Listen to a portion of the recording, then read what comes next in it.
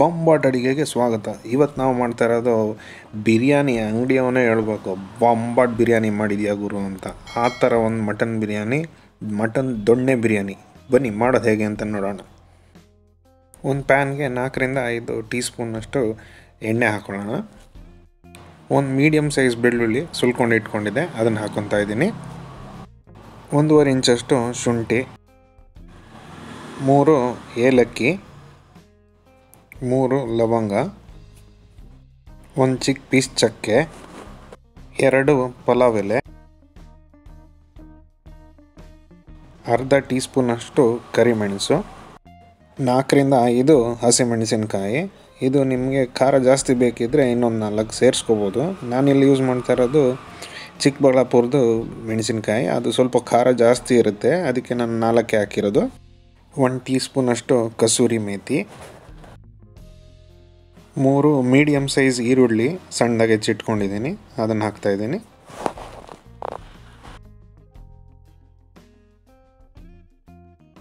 ಇದೆಲ್ಲ ಹಾಕ್ಕೊಂಡು 4-5 ನಿಮಿಷ ಮೀಡಿಯಮ್ ಫ್ಲೇಮಲ್ಲಿ ಚೆನ್ನಾಗಿ ಇದೇ ಥರ ಫ್ರೈ ಮಾಡ್ಕೊಳ್ಳೋಣ.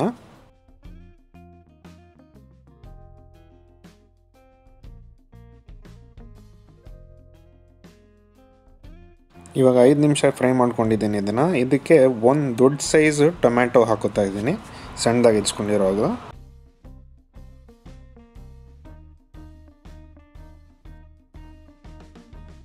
ಒಂದು ಕೈ ಹಿಡಿಯಷ್ಟು ಪುದೀನ, 1 ಕೈ ಹಿಡಿಕ್ಕಿಂತ ಸ್ವಲ್ಪ ಜಾಸ್ತಿ ಕೊತ್ತಂಬರಿ ಸೊಪ್ಪು. ಇದೆಲ್ಲ ಹಾಕ್ಕೊಂಡು ಚೆನ್ನಾಗಿ ಮಿಕ್ಸ್ ಮಾಡಿಕೊಂಡು ಒಂದು 5-6 ನಿಮಿಷ ಇದೇ ಥರ ಮೀಡಿಯಮ್ ಫ್ಲೇಮಲ್ಲಿ ಇದೇ ಥರ ಹುರ್ಕೊಳ್ಳೋಣ. 5 ನಿಮಿಷ ಆದಮೇಲೆ ಈ ಥರ ಕಾಣುತ್ತೆ. ಸ್ಟವ್ನ ಆಫ್ ಮಾಡಿಕೊಂಡು ತಣ್ಣಗಾದ್ಮೇಲೆ ನುಣ್ಣಗೆ ರುಬ್ಕೊಂಬಿಡೋಣ. ಇನ್ನೊಂದು ಕುಕ್ಕರಲ್ಲಿ 3-4 ಟೀ ಸ್ಪೂನಷ್ಟು ಎಣ್ಣೆ ಹಾಕೊಳ್ಳೋಣ. ಒಂದು ಚಿಕ್ಕ ಪೀಸು ಚರ್ಬಿ ಹಾಕ್ಕೊಳ್ಳೋಣ. ನೀವು ಕೇಳ್ಬೋದು, ಯಾಕಪ್ಪ ಈ ಚರ್ಬಿ ಅಂತ. ಮಾಡ್ತಾ ಇರೋದೇ ಮಟನ್ ಬಿರಿಯಾನಿ ಅಲ್ವಾ, ಸ್ವಲ್ಪ ಚರ್ಬಿ ಇದ್ದರೆ ಒಳ್ಳೆ ಟೇಸ್ಟ್ ಬರುತ್ತೆ. ಜೊತೆಯಲ್ಲಿ ಅರ್ಧ kg ಮಟನ್ ಹಾಕ್ಕೊತಾ ಇದ್ದೀನಿ.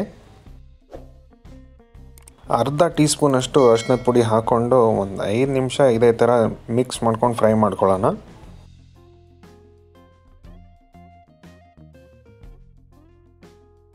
5 ನಿಮಿಷ ಆದಮೇಲೆ ಮಟನಲ್ಲಿ ಸ್ವಲ್ಪ ನೀರು ಬಿಟ್ಕೊಳ್ಳುತ್ತೆ. ಆವಾಗ 1 ಟೀ ಸ್ಪೂನಷ್ಟು ಅಚ್ಚ ಖಾರದ ಪುಡಿ ಹಾಕ್ಕೊಳ್ಳೋಣ. 1 ಟೀ ಸ್ಪೂನಷ್ಟು ಧನಿಯಾ ಪುಡಿ, ಅರ್ಧ ಟೀ ಸ್ಪೂನು ಜೀರಿಗೆ ಪುಡಿ, ಅರ್ಧ ಟೀ ಸ್ಪೂನು ಗರಂ ಮಸಾಲ. ಇದೆಲ್ಲ ಪುಡಿಗಳು ಹಾಕ್ಕೊಂಡಾದ್ಮೇಲೆ 1 ನಿಮಿಷ ಇದೇ ಥರ ಚೆನ್ನಾಗಿ ಫ್ರೈ ಮಾಡ್ಕೊಳ್ಳೋಣ. ಮೀಡಿಯಮ್ ಫ್ಲೇಮಲ್ಲಿ ಮಾಡ್ಕೊಳ್ಳೋಣ. ಏನಂದರೆ ಈ ಪುಡಿಗಳು ಯಾವುದು ತಳ ತಾಕಬಾರ್ದು, ಇಲ್ಲ ಸೀದೋಗ್ಬಾರ್ದು. ಆ ಥರ 1 ನಿಮಿಷ ಮಾಡಿದ್ರೆ ಸಾಕು. ಇವಾಗ ರುಬ್ಕೊಂಡಿರೋ ಅಂಥ ಮಸಾಲ ಹಾಕಿ 1 ಗ್ಲಾಸಷ್ಟು ನೀರು ಮಿಕ್ಸರ್ಗೆ ಹಾಕ್ಕೊಂಡು ಅದನ್ನು ಹಾಕ್ಕೊಂಬಿಡೋಣ.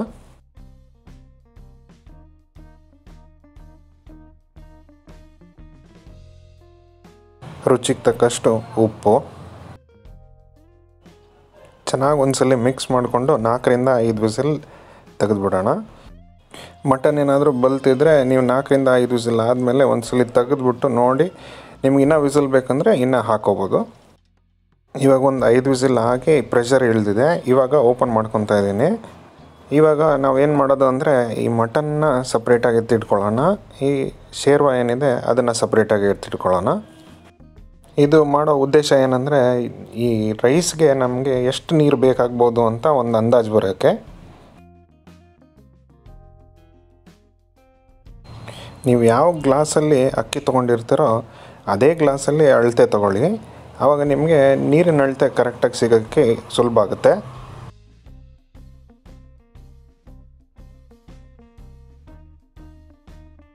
ಈಗ ನಾನು ಈ ಗ್ಲಾಸಲ್ಲಿ 2 ಗ್ಲಾಸಷ್ಟು ಅಕ್ಕಿ ತೊಗೊಂಡಿದ್ದೆ. ಅದಕ್ಕೆ ನಾನು 1 ಗ್ಲಾಸಷ್ಟು ನೀರು ಸೇರಿಸ್ಕೊತಾ ಇದ್ದೀನಿ. ಯಾಕಂದರೆ 3 ಗ್ಲಾಸಷ್ಟು ಶೇರ್ವ ಬಂತು, 1 ಗ್ಲಾಸಷ್ಟು ನೀರು ಸೇರಿಸ್ಕೊತಾ ಇದ್ದೀನಿ ಇದಕ್ಕೆ. ಈ ಶೇರ್ವನ ತಿರ್ಗಾ ನಾವು ವಾಪಸ್ ಕುಕ್ಕರ್ಗೆ ಹಾಕ್ಕೊಳ್ಳೋಣ. ಕುಕ್ಕರ್ಗೆ ಹಾಕ್ಕೊಂಡು 1 ಕುದಿ ಬರೆಸ್ಕೊಳ್ಳೋಣ. ಒಂದು ಕುದಿ ಬಂದಾದಮೇಲೆ ಮಟನ್ ಸೇರಿಸ್ಕೊಳ್ಳಿ, ಯಾಕಂದರೆ ತಣ್ಣೀರು ಹಾಕಿರ್ತೀವಿ, ಅದ್ರ ಜೊತೆಗೆ ಮಟನ್ ಸೇರಿಸ್ಬಿಡಿ. ಒಂದು ಕುದಿ ಬಂದಾದಮೇಲೆ ಪುನಃ ಈ ಮಟನ್ನ ವಾಪಸ್ ಸೇರಿಸಿ. 2 ಗ್ಲಾಸಷ್ಟು ಜೀರಿಗೆ ಸಾಂಬಾರು ರೈಸು ಚೆನ್ನಾಗಿ ತೊಳೆದಿಟ್ಕೊಂಡಿದ್ದೆ, ಅದನ್ನು ನಾನು ಇದಕ್ಕೆ ಸೇರಿಸ್ಕೊತಾ ಇದ್ದೀನಿ.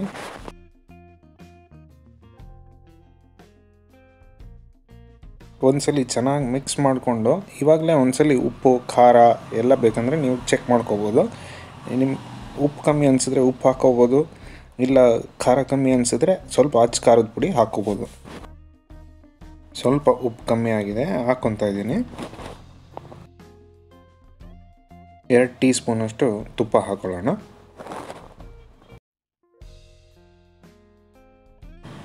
ಚೆನ್ನಾಗಿ ಒಂದ್ಸಲಿ ಮಿಕ್ಸ್ ಮಾಡಿಕೊಂಡು 2 ವಿಸಿಲ್ ಮೀಡಿಯಮ್ ಫ್ಲೇಮಲ್ಲಿ ತೆಗೆದುಬಿಡೋಣ. ಇದು 2 ವಿಸಿಲ್ ಕೂಗೋ ಅಷ್ಟರಲ್ಲಿ ಬಾಯ್ಲ್ಡ್ ಎಗ್ಗು ಮತ್ತು ಮೊಸರು ಬಜ್ಜಿ ರೆಡಿ ಮಾಡಿಕೊಂಡು ಬ್ಯಾಟಿಂಗ್ ಸಿದ್ಧತೆ ಮಾಡ್ತಾ ಇರ್ತೀನಿ. ಈ ಥರ ಮಾಡಿದಾಗ ರೈಸ್ ಉದುರಾಗಿ ಮಟನ್ ಜ್ಯೂಸಿಯಾಗಿ 2 ಖಂಡಿತವಾಗ್ಲೂ ಇರುತ್ತೆ. ನೀವು ಒಂದ್ಸಲಿ ಇದೇ ಅಳತೆಯಲ್ಲಿ ಟ್ರೈ ಮಾಡಿ ನೋಡಿ, ದೊಣ್ಣೆ ಬಿರಿಯಾನಿ ಫ್ಯಾನ್ ಆಗೋದಂತೂ ಗ್ಯಾರಂಟಿ.